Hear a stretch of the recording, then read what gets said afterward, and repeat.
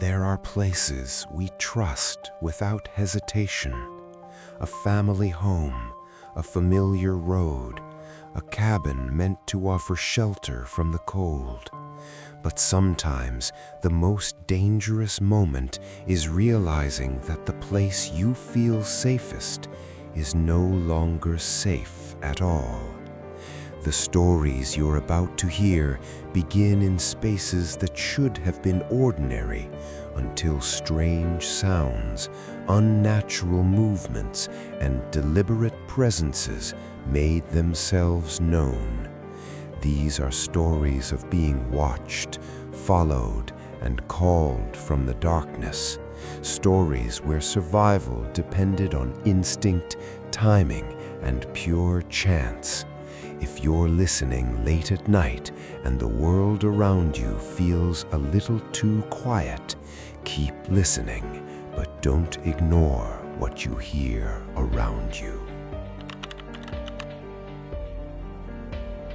My aunt's cabin was never meant to be used in winter. She bought it years ago as a summer retreat, a place near the tree line where the air smelled like pine and the nights were filled with insects and distant laughter from neighboring cabins. In winter, the road leading to it became unreliable, and the forest swallowed the place whole. Snow piled against the walls. The lake nearby froze solid. No one stayed there between November and March. That December, my aunt asked me to check on it anyway. She lived several states away and worried about frozen pipes, broken windows, and squatters. All she wanted was someone to stop by for one night, turn on the heat, make sure everything was intact, and leave in the morning. She offered to pay me and promised the cabin was fully stocked. I didn't hesitate. I needed the money, and I'd always liked the place. The drive there felt longer than usual. Snow muffled the road, and the trees pressed in close, their branches heavy and bare. When I finally parked in front of the cabin, it looked smaller than I remembered, older. The windows were dark, and the forest behind it seemed to lean forward, as if listening. Inside, everything appeared normal. The furniture was covered with sheets, the air was cold but dry. I turned on the main breaker, checked the heater, and walked through each room with a flashlight. Nothing was broken, nothing was disturbed. The basement door, however, caught my attention. It was a thick wooden door near the kitchen, reinforced with an old metal lock. My aunt had always kept it locked. She said the basement was unfinished and unsafe. Low ceilings, exposed nails, uneven steps. I'd never been down there. I checked the lock out of habit. It was secure.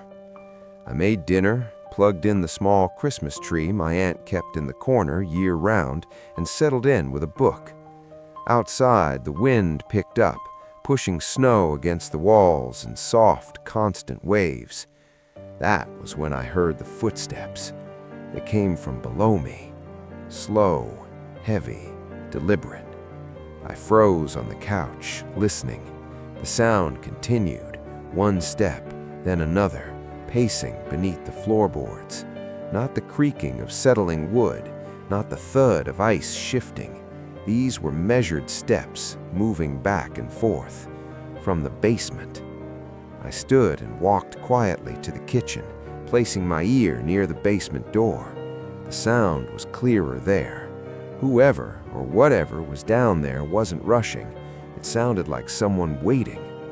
I reminded myself that the basement was locked, that no one could be down there. I told myself it was the pipes, the heater adjusting. And the Christmas tree lights turned on by themselves. The soft glow filled the room, reflecting off the walls. At the same moment, every other light in the cabin went out. The heater stopped. The refrigerator fell silent. The cabin plunged into darkness, broken only by the gentle, cheerful blinking of the tree.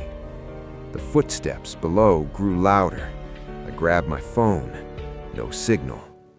As I backed away from the basement door, I heard a new sound. The lock, metal clicking, slow, careful. Someone was unlocking it from the inside. The key turned once, then again. I didn't wait to hear the door open. I grabbed my coat, my keys, and ran for the front door.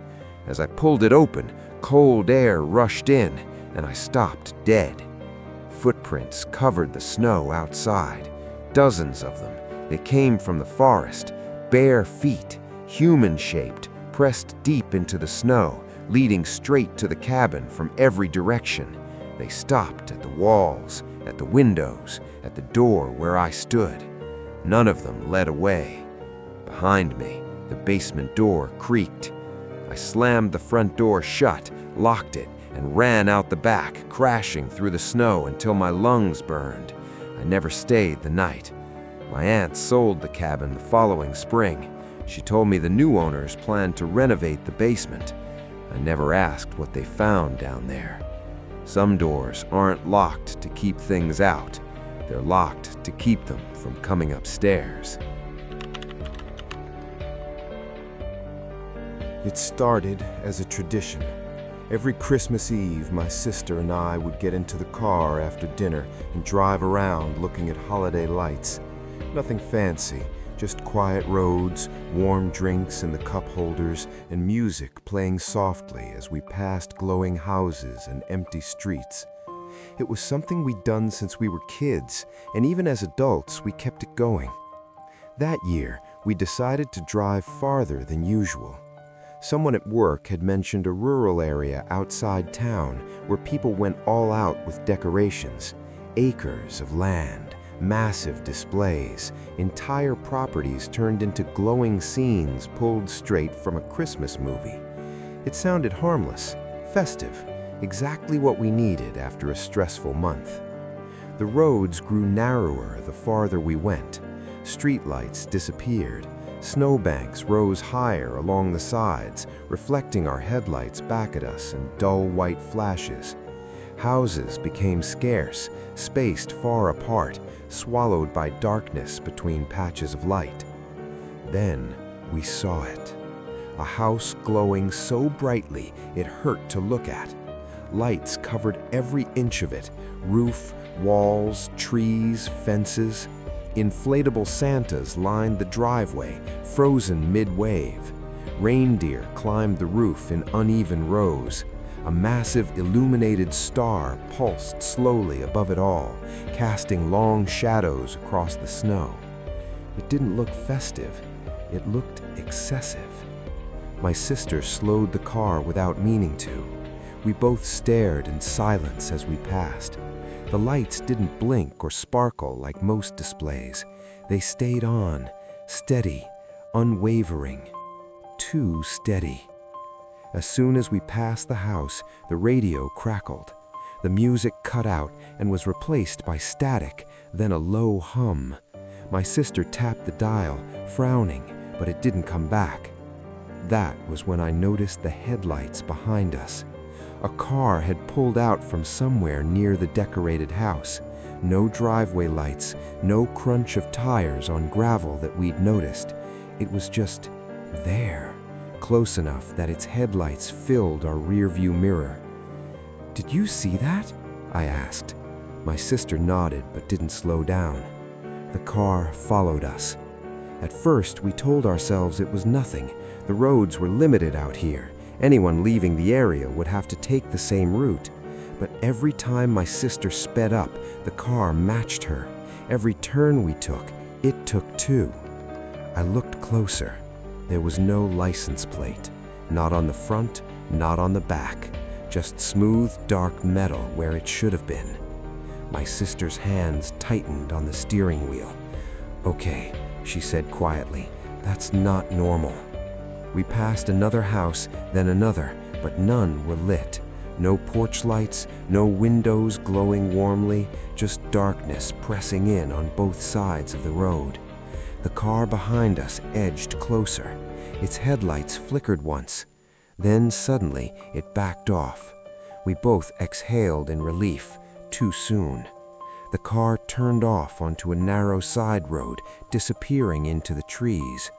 "Maybe we're just paranoid," I said, though my voice didn't sound convincing. We drove on for another minute.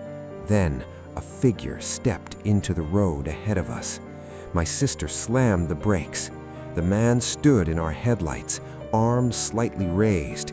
He wore a red Santa hat, the white trim dirty and matted. A thick coat hung loosely from his frame. His face was shadowed, but I could see his smile. It was too wide. He leaned closer to the hood, tilting his head as if peering into the car. "Car trouble?" he asked.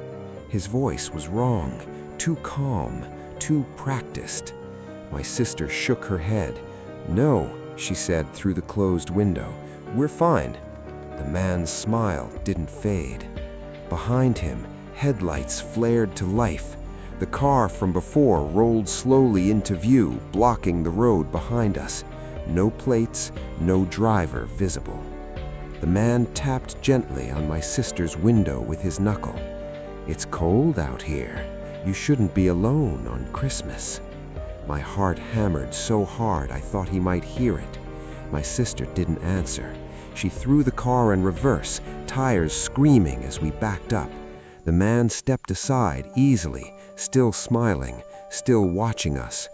As we spun the car around, I saw something in his other hand, a bundle of red fabric, another Santa hat. We didn't stop until we saw lights again. A small community center sat at the edge of the road, its parking lot half full, windows glowing warmly. My sister pulled in at full speed, parking crookedly near the entrance. We ran inside without looking back. Families sat at folding tables. Kids laughed. Someone was pouring hot chocolate. Normal. Safe. We told a volunteer what happened. She frowned and said we weren't the first to come in shaken that night. She offered to call the police. By the time officers drove us back down the road, the house was dark, every light gone. Every decorated property looked abandoned. No tire tracks, no footprints, no sign that anyone had been there at all. The officers suggested maybe we'd gotten turned around. Maybe the stress of the holidays had made us jumpy. We didn't argue. We never went back to that area.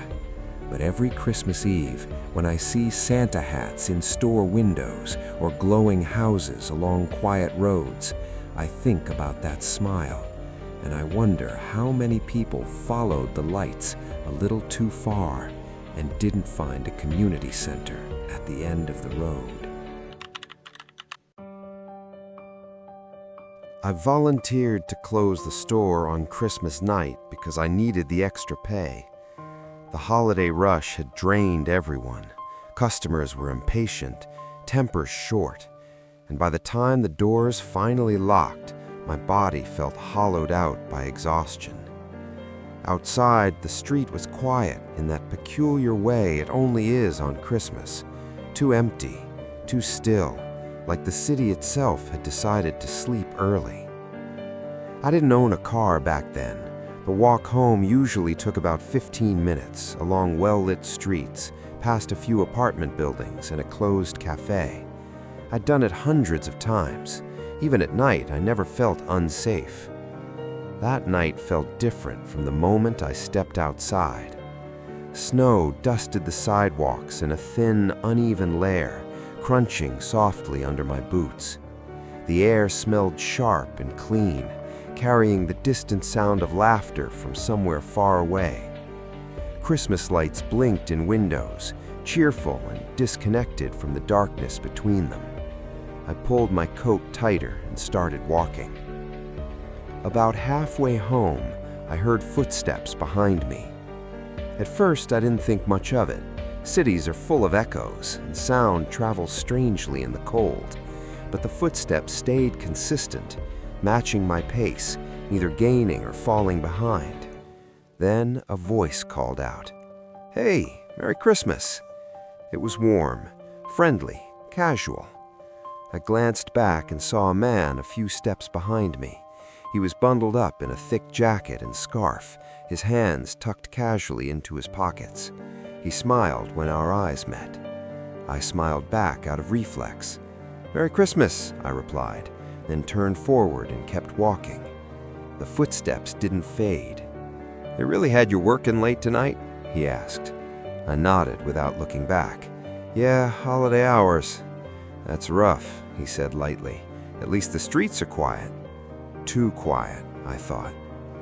We walked like that for a minute, his voice drifting easily through the cold air. He asked where I worked, whether it had been busy, how far I had to walk. None of the questions were overtly strange, but something about the way he asked them made my shoulders tense. I started walking faster. So did he. When I reached my apartment building, relief washed over me.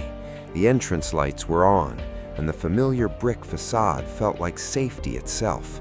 I reached into my pocket for my keys. The man slowed as I did. "Oh, you live here?" he asked. "Yes," I said, more sharply than before. He stopped just behind me as I unlocked the door. "Mind if I go in with you?" he said. "It's freezing, and I just need to warm up for a minute." Every instinct in my body screamed no. "I'm sorry," I said, forcing my voice to stay steady. "The door locks behind me." His smile tightened just slightly. "That's okay, I'll be quick." I pulled the door open and stepped inside, turning quickly to shut it behind me. He lunged forward, foot sliding between the door and the frame. For a split second, everything felt unreal, like I was watching it happen from far away. Then another voice cut through the air. "Hey, what's going on?" A woman stood at the end of the lobby, holding a grocery bag. She stared at us, eyes sharp and alert. The man pulled his foot back instantly. His smile vanished, replaced with something flat and unreadable. "Nothing," he said quickly. "Just being neighborly." The woman didn't move. "I don't recognize you," she said. Neither did I. The man stepped back, hands raised slightly. "Sorry," he muttered, already turning away. He walked out into the night without another word. The woman waited until the door closed behind him, then locked it firmly. She looked at me, really looked at me, and her expression softened. "Are you okay?" she asked. I nodded, though my hands were shaking. "I think so." She stayed with me until I felt steady enough to go upstairs. I didn't sleep that night. Sometimes I replay it in my head, the timing, the chance of someone else being there, the way his smile disappeared the moment he was seen. If she hadn't come in when she did, I don't know what would have happened. And that's the part that still terrifies me. Not that something bad almost happened, but how close I came without ever realizing I was in danger at all. I finished my shift at the post office just after midnight on Christmas Eve. Holiday mail always ran late, and that year had been worse than usual. Packages stacked higher than they should have, addresses smudged by melting snow. Everyone working faster, quieter, counting the minutes until they could go home. By the time I locked my station and stepped outside, the building behind me felt hollow, like it was relieved to be empty again. The snow had started falling harder while I was inside. Thick flakes drifted down under the yellow glow of the streetlights, muting the world. My breath fogged the air as I pulled my coat tighter and started the walk home. It wasn't far, just under a mile through a residential area that thinned out into woods near my street. I'd done it countless times. Even late at night, it was usually peaceful. That night, the silence felt wrong. Snow has a way of swallowing sound, but this was different. It felt deliberate, as if the night itself were listening. My boots crunched softly with each step, the only noise I could hear, until something else cut through it. A bell. Not a small one, not the cheerful jingle you hear on a sleigh or a door. This was deep, metallic, heavy. It rang once, low and resonant, somewhere far ahead of me. I stopped walking.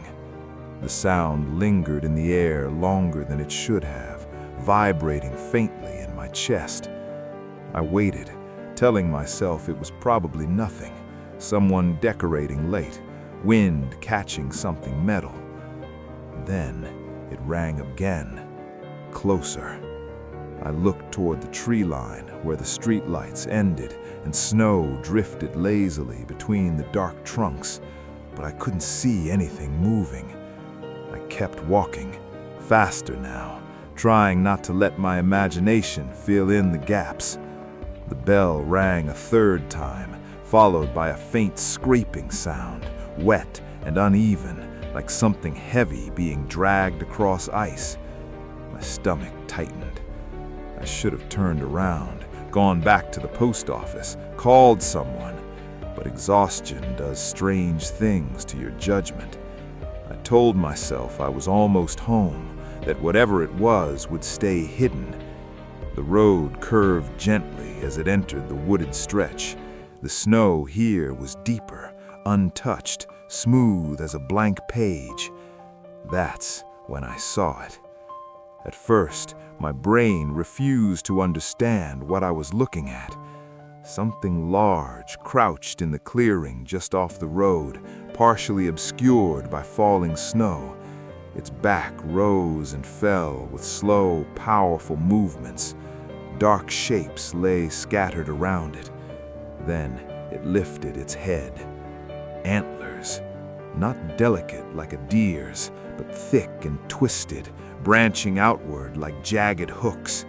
Its body was massive, hunched, covered in coarse, matted fur that looked almost black in the dim light.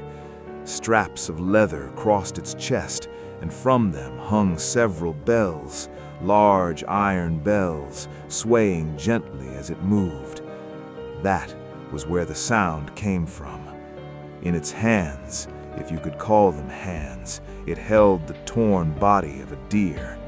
The animal's head lay twisted at an unnatural angle, its chest ripped open. Steam rose from the exposed flesh, mixing with the cold air. The creature tore into it with deliberate strength, teeth flashing briefly as it fed. I stood frozen on the road, unable to breathe. Snow crunched beneath my foot before I realized I'd moved. The creature stopped. Slowly, it turned its head toward me. Its face was wrong, too long, too angular. The mouth stretched wider than any human's could, lined with uneven, darkened teeth. Its eyes caught the faint light and reflected it back, not glowing, but aware. It knew I was there. The bells shifted as it straightened slightly, rising to a height that made my knees feel weak. It didn't charge. It didn't roar. It watched me. I don't know how long we stood like that, me on the road, it in the snow, the deer's body hanging limply from its grip. The world felt suspended, as if any sudden movement would shatter it. Then, the creature did something I still don't understand. It reached down into the snow beside the carcass and picked something up. A glove, a brown leather glove, worn and familiar, dusted with snow. It tossed it toward me. The glove landed at my feet. I recognized it immediately. It belonged to Mark. He lived 2 houses down from me. We'd chatted plenty of times while shoveling snow or collecting mail. I'd seen him wear those gloves every winter. My heart pounded so hard I thought I might pass out. The creature tilted its head slightly, as if studying my reaction. Then it let the deer's body fall and turned back toward the woods.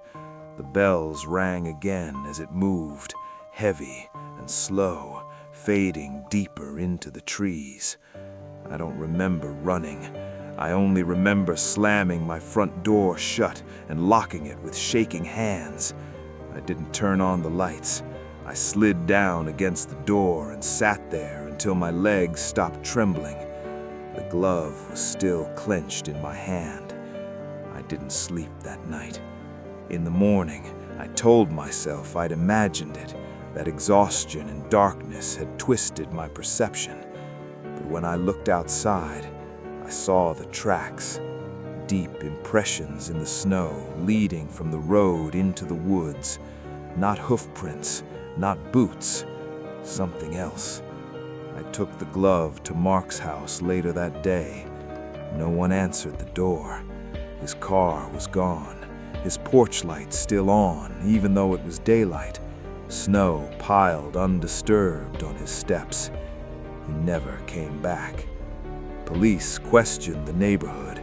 They said he might have left town suddenly, that adults disappear sometimes. They searched the woods and found nothing but animal remains too damaged to identify. They gave up after a few weeks. I didn't. Every winter since then, when the snow falls thick and the night grows too quiet, I listen. Sometimes, far off in the distance, I hear the bells again. Slow, heavy, moving through the dark.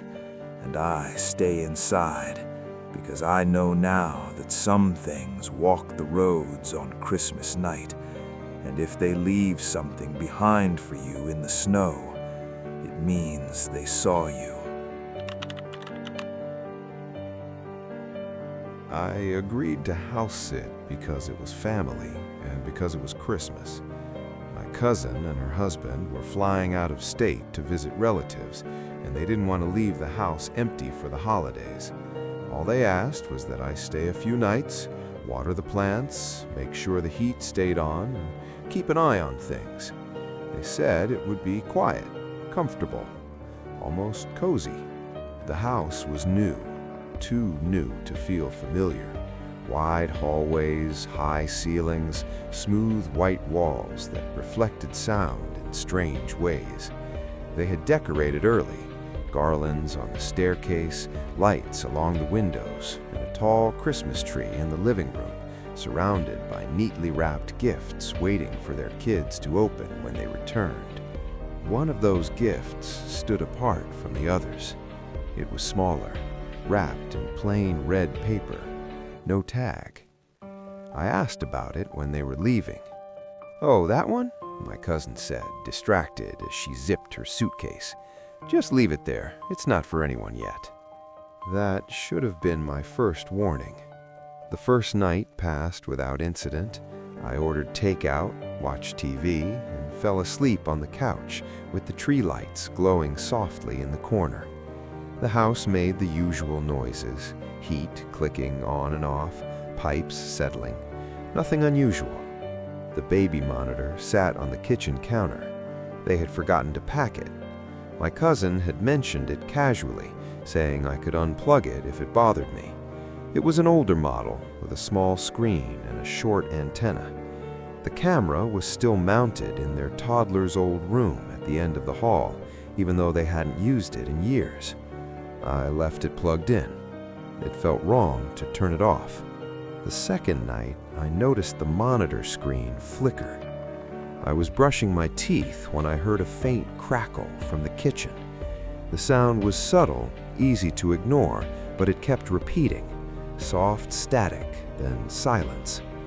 When I checked the screen, I frowned. It wasn't showing the old nursery. Instead, it showed a hallway. A long, narrow hallway I didn't recognize. The walls were darker than the rest of the house, the light dim and yellowed, like something from an older building. The camera angle was low, close to the floor, and the image stretched farther back than any hallway in the house possibly could. I walked down the real hallway to compare. It didn't match. I told myself it was interference, old technology picking up another signal, maybe a neighbor's monitor, crossed frequencies, something harmless and explainable. Still, I turned the volume down. That was when I noticed the gift under the tree was gone. At first, I thought I'd miscounted. I bent down and checked carefully, moving the boxes one by one. Every present was there except the small red one. I searched the living room, the kitchen, the hallway. Nothing. I didn't panic. I laughed it off, told myself I must have moved it without thinking. Stress does strange things during the holidays. That night, I took the guest bedroom upstairs. I placed the baby monitor on the dresser, face down. At 2:07 a.m., I woke up to static. Not loud, not sharp, just enough to pull me out of sleep. The room was dark, lit faintly by moonlight through the curtains. For a moment, I couldn't remember where I was. Then the house creaked, and everything came back. The baby monitor was on, facing me. The screen glowed softly. I hadn't turned it over. The hallway was back on the screen, but something was different. The camera was closer to the floor now, angled upward slightly, as if someone or something were holding it. I reached for the monitor, hands trembling, and the image shifted. It moved forward, down the hallway. I froze. The sound came next. Footsteps, bare feet against a hard floor, slow, careful, approaching. I whispered my cousin's name before I could stop myself. The screen flickered. The hallway lights dimmed, then brightened again. And then the monitor went black. I didn't sleep after that. Morning brought a fragile sense of normalcy. Sunlight filled the house. The Christmas lights looked harmless again. I told myself I'd imagined it, that exhaustion had done its work. Even laughed at myself when I found the missing gift. It was back under the tree, exactly where it had been before. That night, I locked the bedroom door. I turned the baby monitor off and unplugged it completely. I checked twice. At 2:07 a.m., I woke up to ringing. A phone. Not my phone. The sound came from somewhere close, too close. I sat up, heart pounding, scanning the room. The baby monitor sat on the dresser again. Plugged in, turned on. The screen showed the hallway, perfectly still. Beside the monitor, on the edge of the bed, sat the red-wrapped gift. My hands shook as I reached for it. The ringing stopped the moment I touched the paper. Inside the box was an old phone. The screen lit up on its own. One incoming call. No name, no number. Just static where the caller ID should be. I didn't answer it. The voicemail played anyway. At first, it was just breathing. Then a whisper, soft, intimate. "Thank you for watching the house." The phone went dead. I left before sunrise. I didn't clean, I didn't pack carefully, I didn't look back. When my cousin returned, I told her I couldn't do it again. I didn't explain why. She didn't ask. Later, she told me something she hadn't meant to tell. The house had been built on land where another home once stood, a narrow one with a long hallway. A family had lived there decades ago. Their youngest child died suddenly alone in the house one winter night. They'd used a baby monitor. It was never found.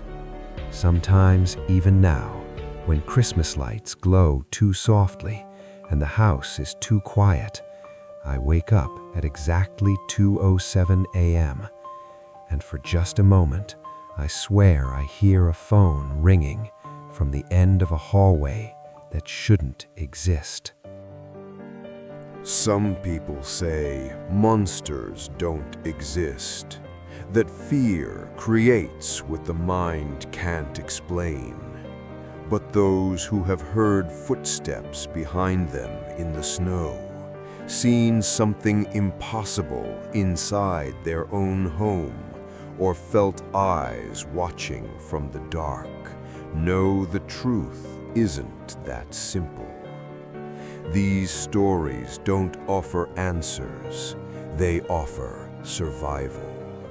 And sometimes surviving is worse than never knowing at all. If these stories left you uneasy, if you enjoy horror that creeps rather than screams, please like this video, share it with others who dare to listen after midnight, and subscribe to the channel for more dark and unsettling stories. Thank you for staying until the end, and before you go, listen carefully, because sometimes the silence is only pretending to be empty.